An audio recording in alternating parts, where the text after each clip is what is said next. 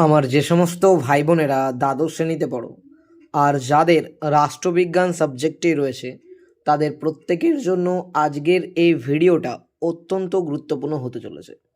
কারণ আজকের এই ভিডিওতে আমি আলোচনা করব তোমাদের রাষ্ট্রবিজ্ঞানের ফাইনাল সাজেশন নিয়ে।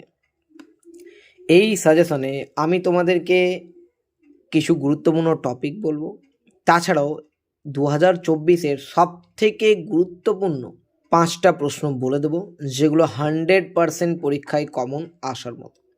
তাই যারা চ্যানেলে নতুন এখনও চ্যানেলটাকে সাবস্ক্রাইব করোনি, অবশ্যই সাবস্ক্রাইব করে পাশে থাকা বেল আইকন প্রেস করতে একেবারেই ভুলো না।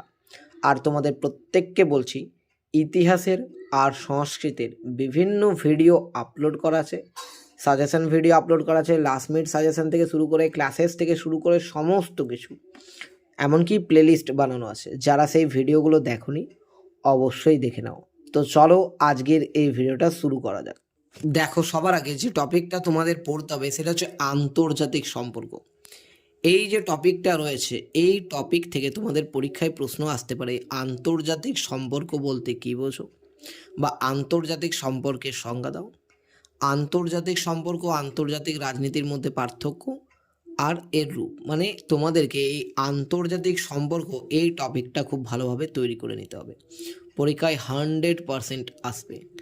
তাছাড়া এর সাথে অথবাতে যেটা থাকা উচিত সেটা হচ্ছে বিশ্বায়ন। বিশ্বায়ন কাকে বলে, বিশ্বায়নের বিভিন্ন পর্যায় বা রূপ আলোচনা করো, এটাও একটা গুরুত্বপূর্ণ টপিক।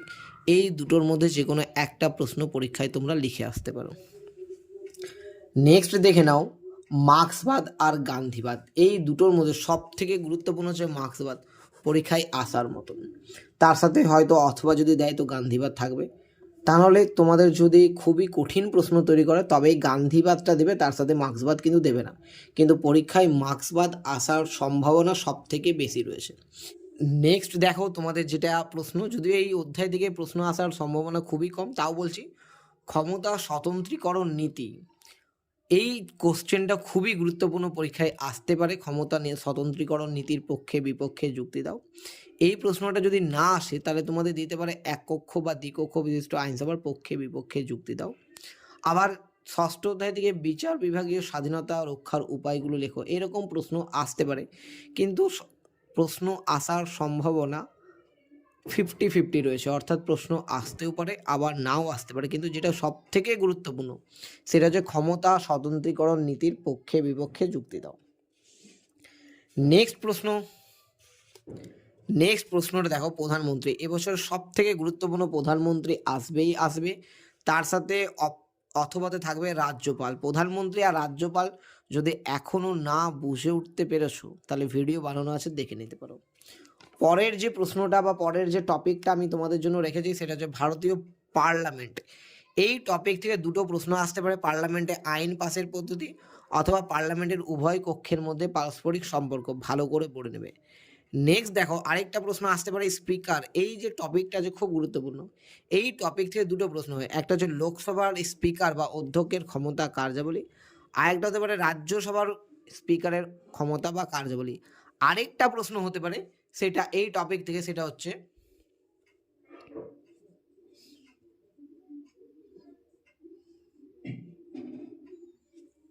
বিধানসভার যে অধ্যক্ষ রয়েছে তার ক্ষমতা বা কার্যাবলী। অর্থাৎ তিনজনেই কিন্তু স্পিকার, একজন লোকসভার, কেউ রাজ্যসভার, কেউ বিধানসভার। এই তিনটে স্পিকারের মধ্যে যে কোনো একটা কিন্তু পরীক্ষায় তোমাদের দিতে পারে। নেক্সট দেখো, আমি তোমাদের জন্য আরেকটা প্রশ্ন রেখেছি, সেটা হচ্ছে টপিক হচ্ছে হাইকোর্ট।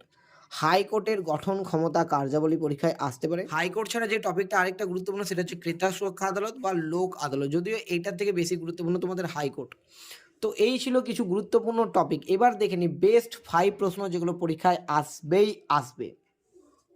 প্রথম প্রশ্ন দেখে নাও কি বলছে, আন্তর্জাতিক সম্পর্কের সংজ্ঞা দাও।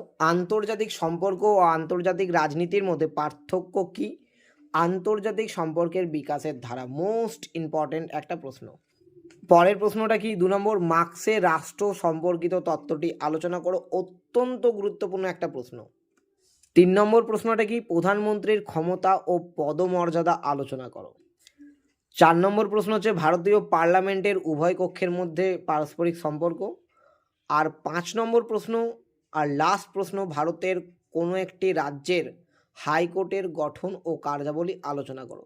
তো এই ছিল রাষ্ট্রবিজ্ঞানের টপ 5 প্রশ্ন এবং কিছু গুরুত্বপূর্ণ টপিক। ভালো থাকবে, সুস্থ থাকবে, দেখা হচ্ছে পরের আরেকটা ইন্টারেস্টিং ভিডিওতে।